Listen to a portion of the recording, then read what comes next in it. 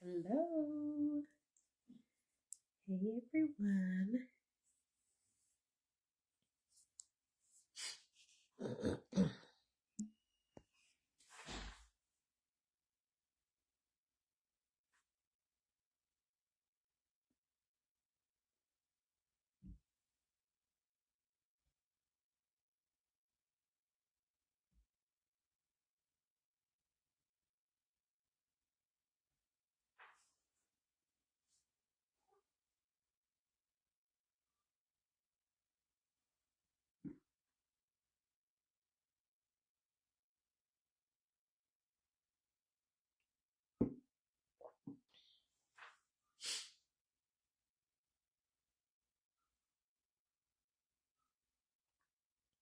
Hello.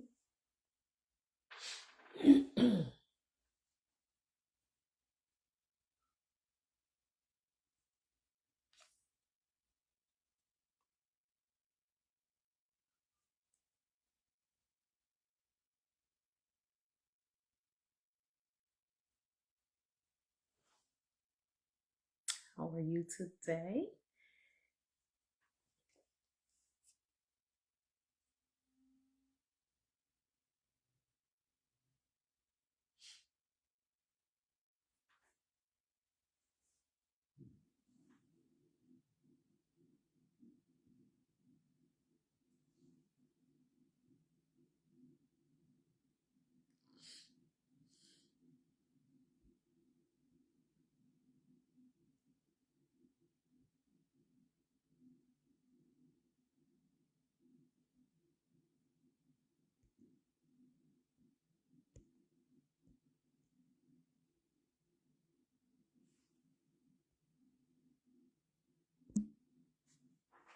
Hey. How's everyone doing? Today is not going to be long,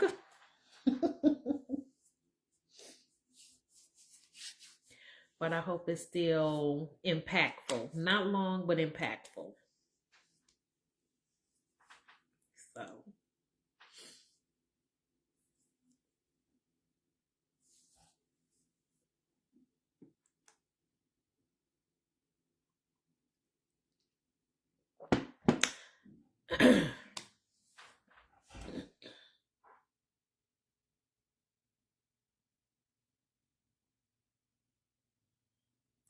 hey, how are you, Deborah?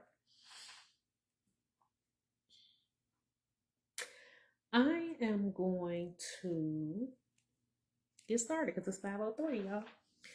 So, today's lesson is Where is my Aaron? And we always hear about Aaron. He's always known as being the priest, um, and we know him as Moses' mouthpiece.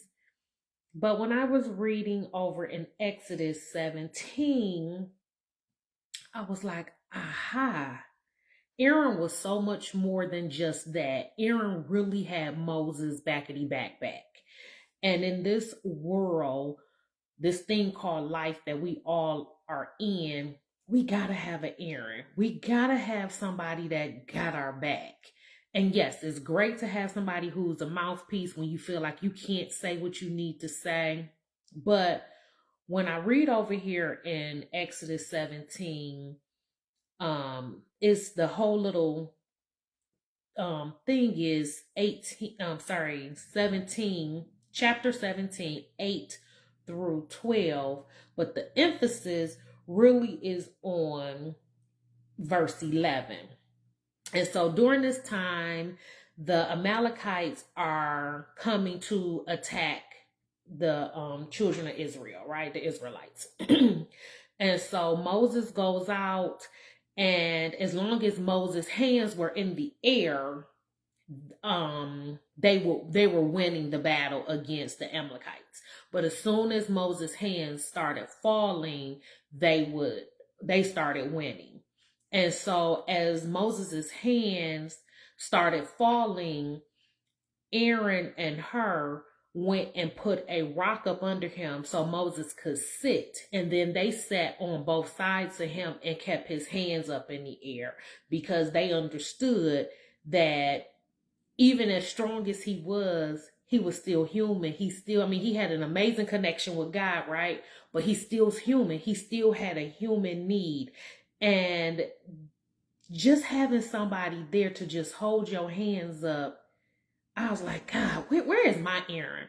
Because when I'm going through this thing called life sometimes, I'm like, Lord, this battle was real. This, the battle of the mind, the battle of the everything, it's real. And sometimes it can get so lonely doing this thing called life. It's just like, can I catch a break? Is it somebody who don't have to say nothing to me? Almost like Job's friend. Remember when Job was going through all of everything he was going through? His friends were good as long as they just sat there and didn't say a word.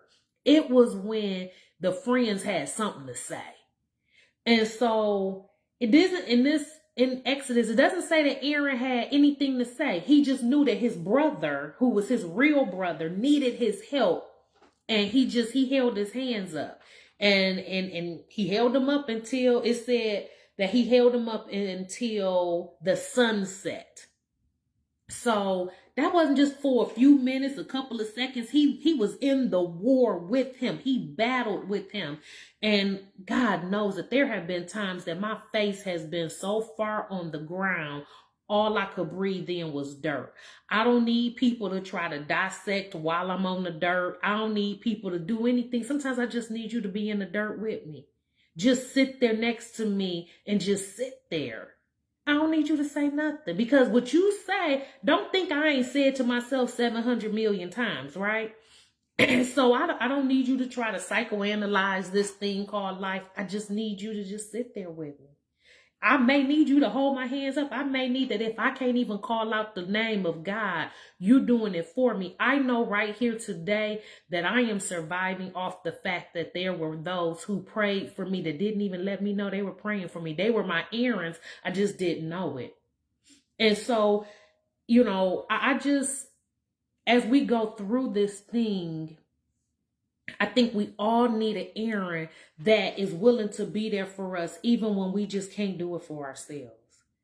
And we need to be an Aaron for some people too. That don't always mean that we got to let people, somebody got to always come to our aid, because we need to be Aaron too, right? We need to be willing to hold some people up. We need to be willing to stand in the gap for some people. We need to be willing to pray and fast and do whatever it is that we can physically do for that person that we call love.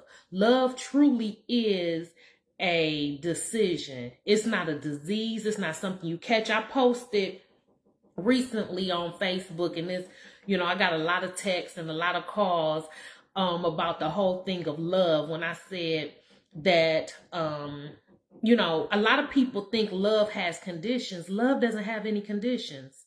What condition did God give us to love us? Nothing. Nowhere from Genesis to Revelation will you see anything where it says we were so good, we were so worthy, we were so this, and because of that, God loved us. It simply said God so loved that he did something. How many people do we so love that we're willing to do something? We're willing to sacrifice something. We're willing to give up something. We're willing to take on something.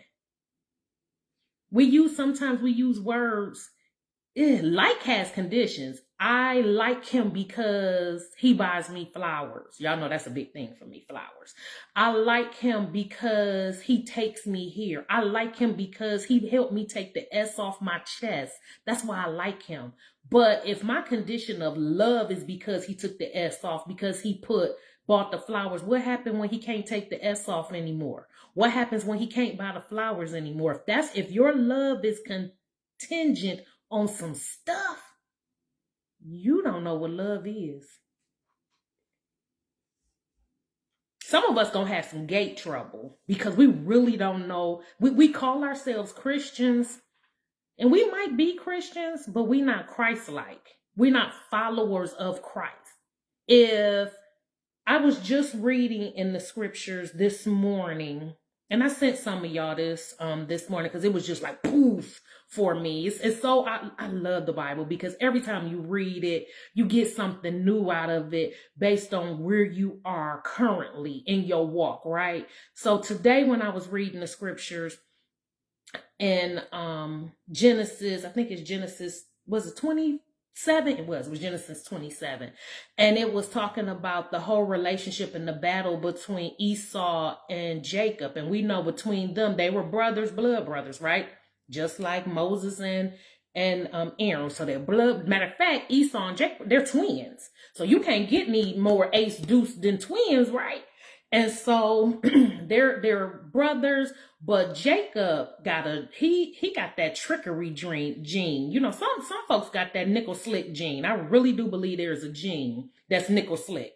And so he tricks his brother out of his birthright, right? So he tricks him out, and then as he tricks him out, when it was time for Esau to go get his blessing because he was the firstborn by his father, he can't get the blessing because his dad already gave it to Jacob, the trickster.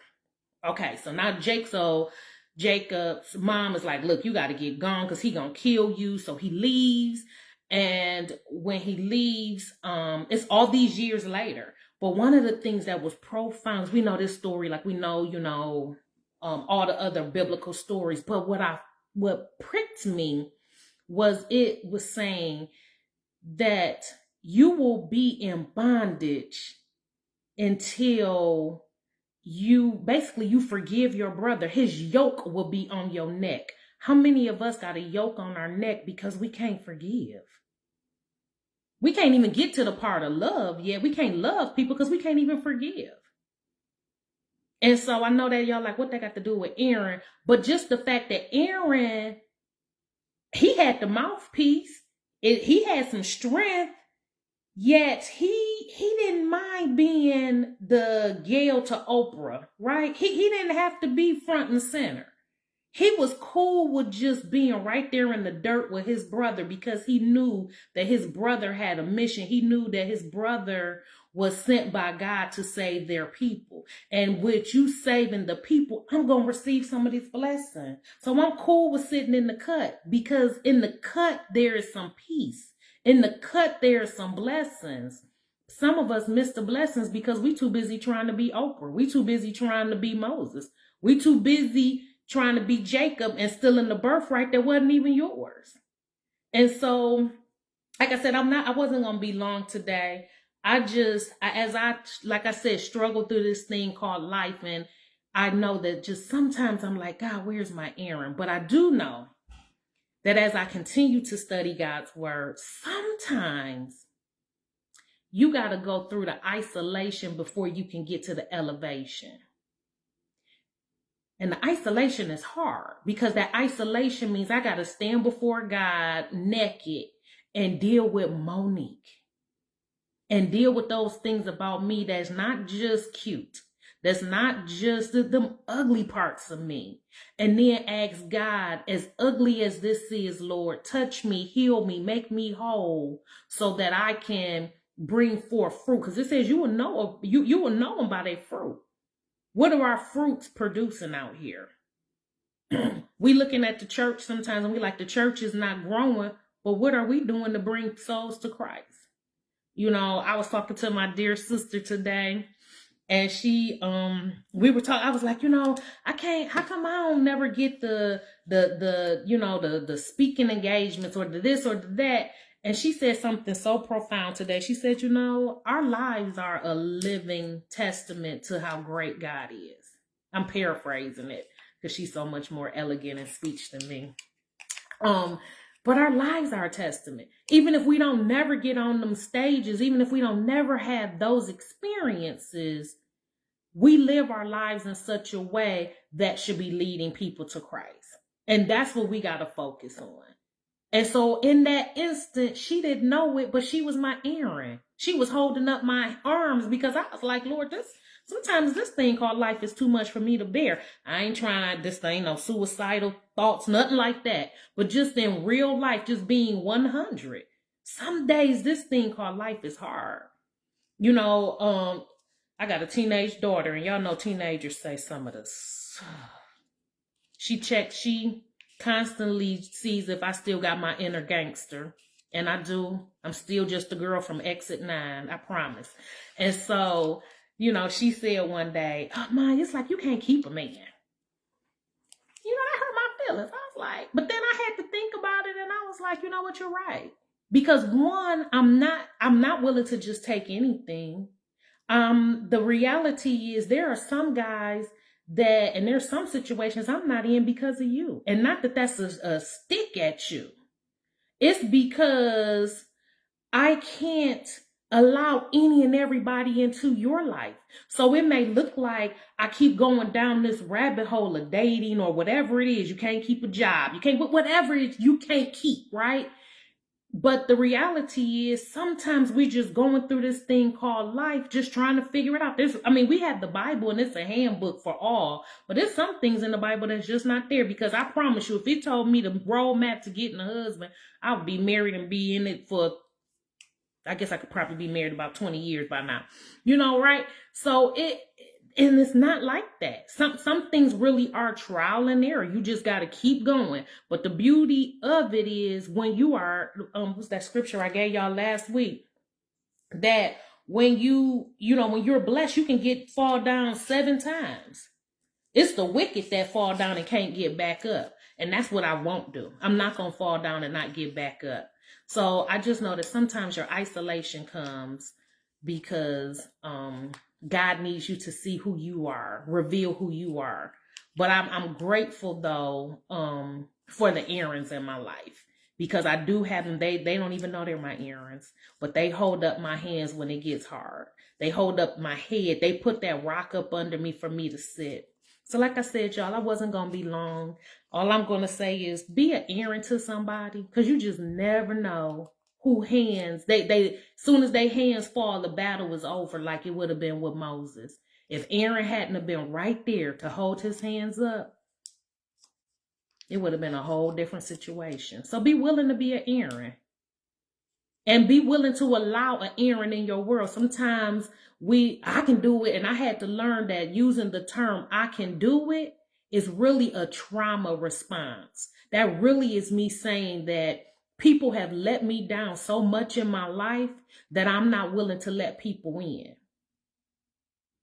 That came from some of that isolation I had to deal with, because it was easier for me to just be like, no, I'm good. I got it. No, I didn't have it. I was just adding one more thing on my plate when I didn't have to. And I had to understand, and it wasn't until I had to deal with it myself, that when you reject somebody that God sent you, you're not rejecting them. You're rejecting the one that sent them. So we got to be healed and whole so that we can receive an Aaron and we can be an Aaron. That's it, y'all. I'm good. I hope y'all good. I hope y'all got something. I told you I wasn't going to be long. Love you all. And I thank you so much for supporting this, because this is not always easy. Because even when I'm upset or I'm wore down or my face is in the dirt, I still try to keep my commitment to God and come on here every Wednesday, because I do know greater is in me than what's in the world. And so I just keep it moving, because what else can I do? So I thank you all. I thank you. And I love you. And I'll talk to you guys next week. Lord's will. Bye.